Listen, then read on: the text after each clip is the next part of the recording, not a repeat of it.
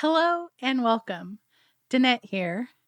Today we're going to talk about one of the most important retirement planning strategies there is, and that is understanding each of the individual stages of your financial life. If you're not properly prepared for retirement, it can be a nightmare. Imagine running out of money for basic necessities or having to rely on your kids for support or worse, completely running out of our savings. The solution is to understand the key financial stages of your life and what to do during each of the phases so that you have a successful retirement. From starting an adventure fund, if you're a savvy saver, to building a retirement income plan if you're ready to retire, to proper estate planning if you're in the loving legacy phase. We will discuss all of those and what to do during life quakes in this episode. There are many steps you can take to ensure a successful and beneficial retirement. Let's get started.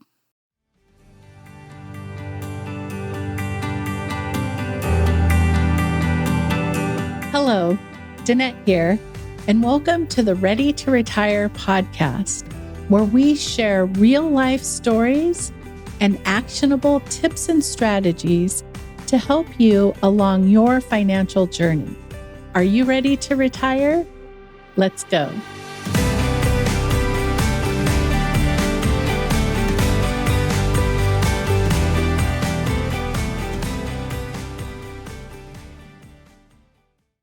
Where are you on your financial journey?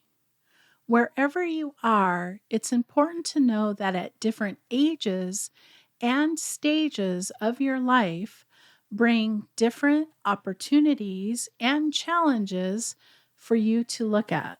Over the years, I've developed a couple of terms that I think you've heard me use in the past that I like to use to describe the major phases of our lives. 4 terms that I think you've heard me use in the past is savvy savers, and those are people who are getting ready to save for retirement, who are probably not even thinking about retirement, typically under the age of 50 years old.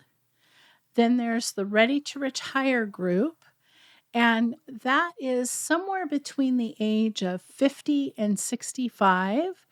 And this is the point where you start to think about, have I done enough? Am I ready to retire?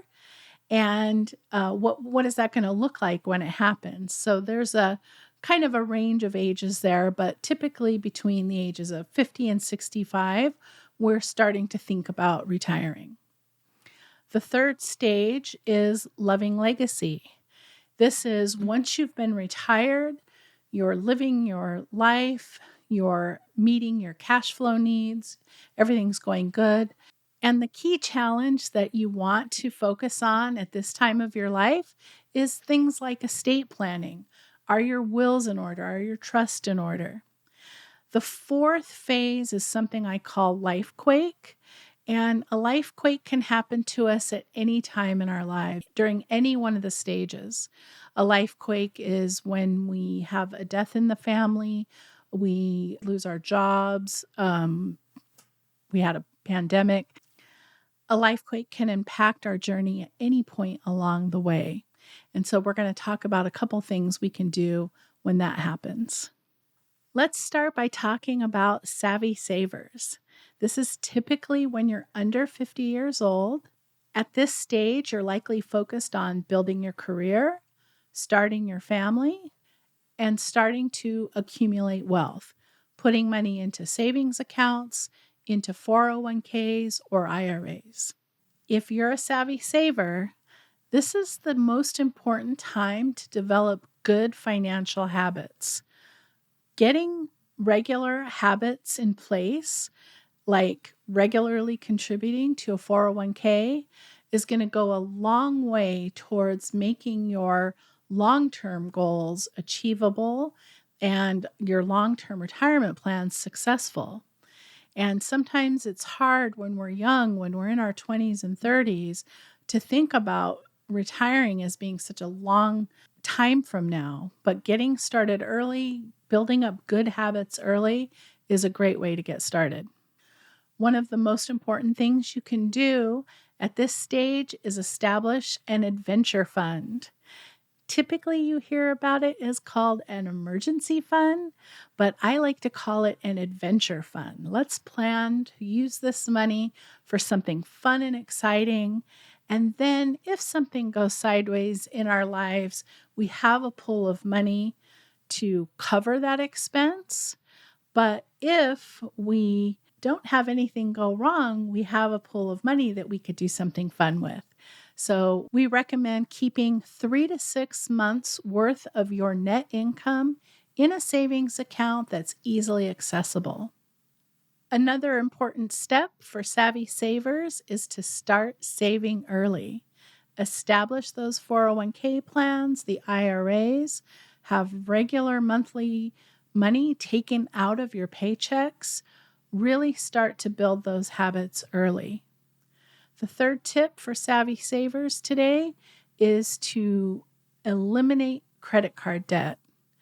Credit card debt has typically an extraordinarily high interest rate, and so the cost of borrowing money for purchases on credit cards can be very costly in the long run. It also can easily get out of hand. So really be mindful at this stage of keeping your credit card debt low, only using credit cards for emergencies, not to fund your day-to-day living expenses. The next important stage of your life is ready to retire. That's the name of this show, and that's when you're in your 50s to 60s and you're starting to think about retiring seriously, starting to put in a date or a number on when you would like to actually retire. This can be very, very challenging because according to a study that I heard last year, and I think I've mentioned this before too, but it was shocking to me how many people simply decide to retire without doing any calculations. It was something like 43% just guess. So hopefully, if you're watching this show, you're in the category that you want to be a little bit more prepared than that. And here are a couple of tips. Number one, seek the advice of a financial planner. Get with someone who has run the numbers before many, many times and take a look at what they recommend after they look at what you've done so far. There's so many changes with laws these days and so many wonderful tools we have access to. It just is a great idea to have somebody take a look at what you're currently doing. If for whatever reason you started saving a little bit late, make sure you're taking advantage of catch-up contributions.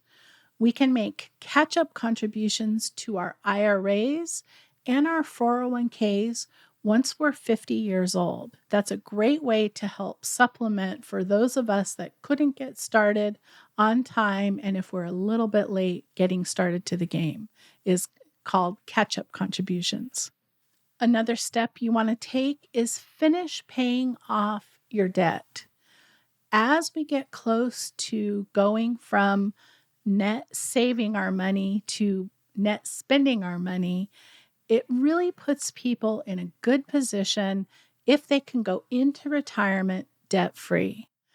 For sure, if you have any credit card balances left at this time, you really want to focus your efforts there and getting those paid off. Then the other big question, the number one question we get asked all the time is, should I pay off my mortgage? And I think it's a great idea to pay off your mortgage in retirement. It frees up cash flow and it helps take some of the pressure off the retirement income plan itself. The next tip, if you're in the ready to retire phase, is to review your insurance policies. What are you going to do for medical after you retire, but possibly before Medicare kicks in? Medicare doesn't start till 65. And if you retire at 55, there's a 10-year gap to look at. How are you going to fund that? It's certainly doable and possible, but it can be very expensive. You want to also look at your life insurance, long-term care policies. This is a really wonderful time to do a really solid review of everything you have going on with insurance. The last tip is to develop a retirement income plan. Whether you work with a financial advisor or not, you need to have a retirement income plan. You can use some online tools that are available, but you want to map out how much income you have coming in, how much outflow you have going out. When we first started this channel, we did a guidebook, The 3 Steps to Planning an Epic Retirement. That's a free resource that's available to you. We haven't mentioned it in a while, but it's still there on our website. So take a minute, go over to the website, download that free guide, and it will really help you get a great start for planning your retirement. If you're enjoying this episode, please take a moment to hit the like button and consider subscribing. It will help let us know what you're interested in learning more about in the future. You could also email me at danette@truenorthwealth.com, and I would love to hear your feedback and comments. We currently in our industry can't receive comments right now on the channel, but I would still really, really love to hear from you. The third major phase in someone's life is what I call loving legacy. This is once you've been retired for a few years and everything's going smoothly, you're having enough income coming in, you're meeting all your needs, you're hopefully able to travel and see family. And we have a couple of tips for those of you in that phase of your life. The first one I want you to focus on is estate planning.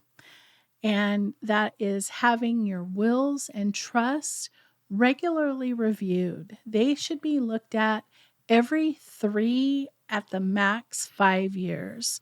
It is mind-blowing how much can change in such a short period of time. And this actually goes to anyone that has a trust, regardless of what phase of your life you're in. You should be looking at those documents every 3 to 5 years. The changes are always surprising, even when I look at my own stuff. The next tip that's similar is to look at your beneficiaries on the accounts that are not inside of the trusts. So accounts like IRAs and annuities have beneficiaries. And when something happens to us, whoever we have listed as our beneficiary will receive the money in those accounts. Even if we have a trust made, even in the case of an annuity, if the trust owns the annuity, what matters is who we have listed as the beneficiary. Life insurance policies is another one that's commonly overlooked. We need to look at beneficiaries. Again, just like the estate planning for trust and wills, you want to look at this every 3 to 5 years. Definitely don't go more than 5 years. Beneficiaries' information can change as life goes on and you don't even realize it. And it's one that if it gets overlooked can have really not fun consequences. And the third tip is mom advice. Enjoy your retirement. You have worked hard through all of your years as a savvy saver, as you went through the retirement planning process, and now you've done it, you're retired, you have so much to be proud of. So enjoy the time that you're spending. One of the main factors to success in retirement is to have a good social life, to be exposed to people with different opinions from you. The other great thing is to vary your routine. If you go to the gym and then go to the grocery store and then go get a haircut, the next time go get a haircut, then the grocery store and then the gym, or vary it up somehow. Do you see what I mean? It's really important to vary our routine in the later years, and very important to spend time with other people. And one of the things that I find with my clients is that they are not spending enough money in retirement. Not that they're not spending enough, but that they can afford to spend more and do more. And sometimes we have kind of a scarcity mentality, and sometimes we're afraid to. So that's something to be aware of, that it's okay to spend some of that money that you have accumulating during your lifetime. The last area I want to talk about really quickly is some things to do if you have a life quake. A life quake is when something in life really goes badly. There's a death in the family, a loss of a job, it could be a divorce. Those are the things that happen to all of us in all of our lives, and it can really throw us off. If you experience a life quake and you're not working with a financial advisor or a CPA or a professional, get with someone who has seen these things before and get some help so that you have someone to talk through whatever it is the situation is happening in your life and how it impacts your financial plan. We have some resources on our website. We have some really great checklists available of what to do when there's a life quake. And most importantly, be kind to yourself, be compassionate to yourself. Sometimes if we've lost a job or a business has failed, we can really be hard on ourselves in those times. We can think that we did something wrong or we did something to deserve somehow this bad thing that's happening to us.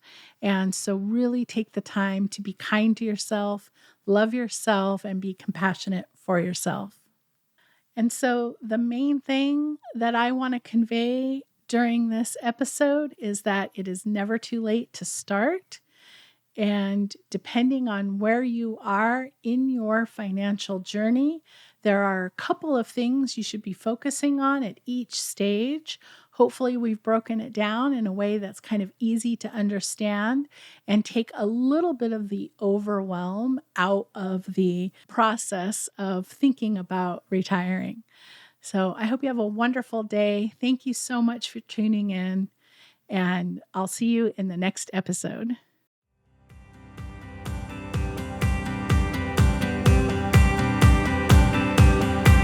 I'm so grateful to have you join me today on the Ready to Retire podcast. If you'd like to learn more information, please visit our website at truenorthwealth.com. Thank you for listening, and I look forward to seeing you in the next episode.